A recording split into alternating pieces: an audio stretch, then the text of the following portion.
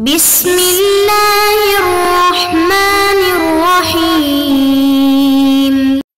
بسم اللہ الرحمن الرحیم۔ السلام علیکم ورحمۃ اللہ وبرکاتہ۔ عزیز طلبہ، آج مسند امام اعظم کا سبق نمبر 34 ہے، اور اس سبق میں ہم نماز میں طول قیام افضل ہے یا تکثیر رکوع و سجود، اس مسئلے کی تفصیل پڑھیں گے۔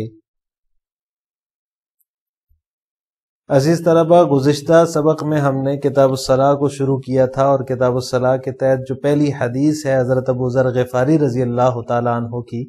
جس میں ہے کہ انہوں نے نماز جلدی جلدی پڑھی، تو ایک شخص نے ان سے کہا کہ آپ صحابی رسول ہو کر اس طرح کی نماز پڑھ رہے ہیں، تو انہوں نے فرمایا کہ نبی کریم صلی اللہ علیہ وسلم نے یہ فرمایا ہے کہ جو شخص اللہ کی رضا کی خاطر ایک سجدہ کرتا ہے تو جنت میں اللہ تعالیٰ اس کے لیے ایک درجہ بلند فرما دیتے ہیں۔ تو میں چاہتا ہوں میرے زیادہ سے زیادہ درجات بلند ہوں، یا میرے لیے زیادہ سے زیادہ درجات مجھے عطا کیے جائیں یا میرے لیے لکھے جائیں، تو اس وجہ سے میں جو ہے وہ اس طرح میں نے نماز پڑھی ہے۔ تو یہ جو حدیث ہے، اس حدیث سے فقہاء کرام نے دو مسئلے مستنبط کیے ہیں۔ ایک مسئلہ تو یہ ہے طول قیام افضل ہے یا کثرت رکوع و سجود، اور دوسرا مسئلہ تخفیف صلاح کا ہے۔ تو پہلا مسئلہ جو ہے کہ طول قیام افضل ہے یا کثرت رکوع و سجود، یعنی کہ نماز میں قیام کو لمبا کرنا یہ زیادہ افضل ہے، یا پھر رکوع اور سجدے زیادہ کرنا، یعنی قرات جو ہے وہ کم ہو اور رکعات زیادہ ہوں، تو زیادہ رکعات ہوں گی تو اس میں رکوع بھی زیادہ ہوں گے اور سجود بھی زیادہ ہوں گے۔ تو اس مسئلے کی تفصیل یہ ہے کہ حضرت ابن عمر، حضرت ابو ذر رضی اللہ تعالی عنہما، اور اسی طرح احناف میں سے امام محمد رحمہ اللہ تعالی جو ہے وہ فرماتے ہیں کہ نماز میں طول قیام افضل ہے کثرت رکوع و سجود سے، بلکہ طول قیام سے کثرت رکوع و سجود افضل ہے، جیسے کہ حضرت ابو ذر غفاری رضی اللہ تعالیٰ عنہ کی حدیث سے ظاہر ہوتا ہے کہ انہوں نے جو ہے وہ نماز کو مختصر کیا اور زیادہ رکعات پڑھنے کی غرض سے، تاکہ میں زیادہ رکعات پڑھوں تو اس میں سجدے زیادہ ہوں گے، اس وجہ سے جنت میں اللہ تعالیٰ میرے جو ہے وہ درجات بلند فرمائے گا، اور اتنے درجات اللہ تعالیٰ مجھے عطا فرمائے گا۔ تو حضرت ابن عمر، حضرت ابو ذر غفاری اور احناف میں سے امام محمد رحمہ اللہ تعالیٰ کے ہاں کثرت رکوع سجود افضل ہے، جبکہ امام شافعی اور امام ابو حنیفہ رحمہ اللہ تعالیٰ کے ہاں طول قیام افضل ہے، یعنی یہ کہ نماز کو لمبا کیا جائے، نماز کو لمبا قرات لمبی کی جائے، تلاوت اس میں لمبی کی جائے تاکہ قیام لمبا ہو جائے۔ حضرت اسحاق بن راہویہ رحمہ اللہ تعالیٰ جو ہیں، ان کا ایک قول ہے اس بارے میں جو عام طور پر پسند کیا گیا ہے کہ دن کی نماز میں تکثیر سجود ہو اور رات کی نماز میں طول قیام ہو، تو یہ بات افضل ہے، یعنی دن کی جو نمازیں ہیں ان میں تکثیر سجود افضل ہے، زیادہ رکعات پڑھی جائے، قرات کم ہو تو سجدے زیادہ ہوں گے، تو یہ افضل ہے دن کی نمازوں میں۔ جو کہ رات کی نماز ہے، رات کی نماز میں طول قیام جو ہے وہ افضل ہے، اور یہ جو قول ہے ان کا، یہ نبی کریم صلی اللہ علیہ وسلم کے عمل سے بھی ثابت ہوتا ہے، آپ صلی اللہ علیہ وسلم کے عمل سے بھی اس کو تائید حاصل ہوتی ہے کہ آپ صلی اللہ علیہ وسلم کی جو طول قیام کی جو روایات آپ صلی اللہ علیہ وسلم سے مروی ہیں، وہ رات کی نمازوں کے حوالے سے کہ آپ صلی اللہ علیہ وسلم نے لمبا قیام کیا، تو اس سے بھی اس بات کو جو ہے وہ تائید حاصل ہوتی ہے۔ حضرت جابر رضی اللہ تعالیٰ عنہ کی حدیث ہے کہ آپ صلی اللہ علیہ وسلم نے ایک سوال کے جواب میں لمبے قیام والی نماز کو افضل بتایا ہے، یعنی آپ صلی اللہ علیہ وسلم سے پوچھا کہ کون سی نماز افضل ہے، تو آپ صلی اللہ علیہ وسلم نے فرمایا جس کا قیام طویل ہو، اور عقلی دلیل بھی اس میں یہ ہے کہ رکوع اور سجود میں جو ہے وہ تسبیح زیادہ ہوتی ہے، اور قیام میں قرآن کریم کی تلاوت زیادہ ہوتی ہے، اور ظاہر سی بات ہے قرآن کریم کی تلاوت جو ہے وہ تسبیح سے زیادہ بہتر ہے، اس کا ثواب زیادہ ہے، اس کی اہمیت زیادہ ہے، اس کی فضیلت زیادہ ہے۔ دوسرا مسئلہ اس میں تخفیف صلاح کا ہے، یعنی آپ صلی اللہ علیہ وسلم حضرت ابو ذر رضی اللہ تعالیٰ عنہ نے یہ فرمایا کہ میں نے آپ صلی اللہ علیہ وسلم سے سنا جس نے کثرت رکوع سجود کیے تو اس کے درجات بلند ہوں گے۔ تو اس میں دوسرا مسئلہ فقہا یہ بیان فرماتے ہیں کہ اگر کوئی شخص امام بنتا ہے، لوگوں کو نماز پڑھاتا ہے امام بن کر، تو اس کو چاہیے کہ وہ جو ہے نماز کو تخفیف کرے، نماز کو مختصر پڑھائے، اپنے شوق کے لیے یا چند لوگوں کے شوق کے لیے نماز اتنی طویل نہ کرے کہ اس سے کمزور، بیمار اور ضرورت مند لوگ جو ہوتے ہیں، جن کو کسی کام سے جانا ہوتا ہے، وہ پریشان ہو جائیں۔ اب چونکہ جو بیمار ہے یا کمزور ہے وہ زیادہ لمبی نماز کی طاقت اس میں نہیں ہوتی، وہ زیادہ دیر کھڑا نہیں ہو سکتا، اور جس شخص کو کام درپیش ہے تو نماز کا وقت آنے پر نماز میں شریک ہوا ہے، تو نماز لمبی ہونے کی وجہ سے جو ہے وہ کام سے تاخیر ہوگی تو اس کا دل نہیں لگے گا نماز میں، اور وہ امام صاحب کو برا بھلا کہہ رہا ہوگا کہ اتنی لمبی نماز پڑھا رہے ہیں، اور اس کی ساری توجہ جو ہے وہ کام کی طرف چلی جائے گی۔ تو اس لیے جو ہے نماز کو مختصر کرنا چاہیے۔ آج کل عام طور پہ جو ہے نا ائمہ کو دیکھا گیا ہے وہ رکوع اتنا طویل کرتے ہیں کہ 3 مرتبہ کی جو تسبیحات ہیں اگر وہ جو ہے وہ درمیانی رفتار سے اگر پڑھی جائیں تو وہ 3 کی بجائے 13 بھی پڑھ لیں تب بھی ان کا رکوع اور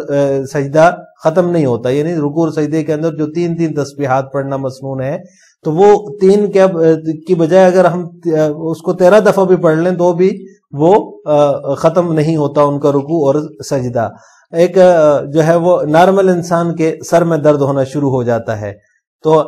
امامت کی یہ شرط ہے، اہم ترین شرط ہے کہ نماز پڑھانے والا مختصر نماز پڑھائے۔ خود نبی کریم صلی اللہ علیہ وسلم نے بھی مختصر امامت فرمائی تھی اور مختصر امامت فرمایا کرتے تھے، مقتدیوں کا خیال رکھا کرتے تھے۔ حضرت معاذ بن جبل رضی اللہ تعالی عنہ کی حدیث بھی ہے، ان کو آپ صلی اللہ علیہ وسلم نے اس سے منع فرمایا، لمبی قرات کرنے سے یا لمبی نماز پڑھانے سے۔ صحابہ کو بھی تلقین فرمایا کرتے تھے، اور خود آپ صلی اللہ علیہ وسلم نے فرمایا جب میرے کانوں میں کسی بچے کے رونے کی آواز پڑتی ہے تو میرے ذہن میں یہ خیال ہوتا ہے کہ اس کی ماں کا ذہن جو ہے وہ نماز کی بجائے اپنے بچے کی طرف متوجہ ہو جائے گا، اس کی توجہ اپنے بچے کی طرف ہو جائے گی، اور اس کا دل جو ہے وہ اسی میں اٹکا رہے گا۔ اس وجہ سے میں نماز کو مختصر کر دیتا ہوں۔ اس آپ صلی اللہ علیہ وسلم کا عملی طریقہ بھی یہی تھا، اور اسی طرح آپ صلی اللہ علیہ وسلم کا قولی حکم بھی یہی ہے کہ نماز کو مؤخر کیا جائے، جیسے کہ یہ حدیث آپ کے سامنے جو ہے وہ نظر آ رہی ہے آپ کو، من ام منکم فلیخفف فإن فیہم الضعیف والکبیر وذا الحاجہ، کیونکہ نماز کے اندر جو ہے وہ ہر طرح کا بندہ ہوتا ہے، ضعیف بھی ہوتا ہے، کبیر بوڑھا بھی ہوتا ہے، ضرورت مند بھی ہوتا ہے، تو لہٰذا جو شخص امامت کروا رہا ہے اس کے لیے لازمی اور ضروری ہے کہ وہ مختصر کرے، اتنی مختصر بھی نہ ہو کہ مسنون قرات سے جو ہے وہی مسنون قرات سے ہی وہ جو ہے وہ کیا کہتے ہیں اس کو نظر انداز کر دے اور اس سے ہی جو ہے وہ بالکل نیچے آ جائے، بلکہ ایک اعتدال کے ساتھ جو ہے وہ مسنون قرات جو ہے جیسے جو ہے وہ مغرب میں جو ہے وہ اوساط مفصل ہے، عشاء میں اور فجر میں جو ہے فجر میں طوال مفصل ہے، اور اسی طرح دیگر نمازوں میں جو ایک مسنون طریقہ ہے قرات کا، اسی مسنون طریقے کے مطابق اس کو قرات کرنی چاہیے، اس سے آگے پیچھے نہ ہو، اور اس کو بھی اتنا لمبا نہ کھینچے کہ وہ مسنون طریقہ بھی لوگوں پر بھاری پڑنے لگے اور لوگ جو ہے وہ امام صاحب کی نماز کی طوالت کی وجہ سے جماعت کو ہی چھوڑ دیں۔ عام طور پہ یہ بھی ہوتا ہے، بعض لوگ جو ہوتے ہیں وہ ضرورت مند ہوتے ہیں، یا پھر آج کل جو ہے ویسے بھی طبیعتوں کے اندر سستی اور کاہلی جو ہے وہ غالب ہے، تو لوگ یہ سمجھتے ہیں کہ بھئی جو ہے نا وہ امام صاحب جو ہے بہت لمبی قرات کرتے ہیں، بہت لمبی نماز پڑھاتے ہیں، ہم کھڑے نہیں ہو سکتے، ہم جو ہے وہ اتنے لمبا جو ہے وہ یا پھر رکوع اور سجدہ اتنا لمبا جو کرتے ہیں کہ ہم جو ہے وہ برداشت نہیں کر سکتے، ہمارے سر میں درد ہو جاتا ہے، تو اس وجہ سے وہ جماعت ہی چھوڑ دیتے ہیں۔ تو یہ چیز جو ہے وہ امامت کروانے والے کو لازمی طور پہ ذہن میں رکھنی چاہیے کہ جو میرے پیچھے نمازی کھڑے ہیں، خود اگر وہ صحت مند ہے تو پیچھے کوئی ضرورت مند بھی ہو سکتا ہے، پیچھے کوئی ضعیف بھی ہو سکتا ہے، کوئی بیمار بھی ہو سکتا ہے، کوئی بوڑھا بھی ہو سکتا ہے جو زیادہ کھڑے ہونے کی سکت نہیں رکھتا، جو زیادہ دیر رکوع میں رہنے کی سکت نہیں رکھتا، جو زیادہ دیر سجدے میں جو ہے وہ رہنے کی سکت نہیں رکھتا۔ تو ان ساری چیزوں کو مد نظر رکھتے ہوئے جو ایک مسنون قرات ہے، آپ صلی اللہ علیہ وسلم نے جو مسنون قرات بتائی ہے نمازوں میں، بعض جو ہے ائمہ کرام مغرب کی نماز اتنی لمبی کرتے ہیں جیسے کہ فجر کی نماز نماز جو ہے وہ پڑھا رہے ہوں. تو مغرب کی نماز میں تو اوساط مفصل ہے، اور اوساط مفصل یہ آخری جو ہے وہ سورہ بینہ سے لے کر آخر تک ہے. تو اس طرح جو ہے جو سنت قرات ہے، جو مسنون قرات ہے، اس طرح کی قرات امام صاحب کو کرنی چاہیے. لہٰذا آج کے سبق کا خلاصہ یہ ہوا کہ ہم نے نماز میں طول قیام افضل ہے یا تکثیر رکوع و سجود، اور اسی طرح تخفیف صلاح کے مسئلے کی تفصیل پڑھی ہے. یہ دونوں مسئلے بڑے اہم ہیں. دوسرا جو تخفیف صلاح کا ہے، اس میں آج کل کے زمانے میں بہت ہی کوتاہی پائی جا رہی ہے ائمہ کرام کی طرف سے. بہت ساری جگہوں پہ تو بالکل ہی مختصر ہوتی ہے نماز، جہاں بھائی بندہ جو ہے وہ جماعت کو ہی نہیں پہنچ پاتا.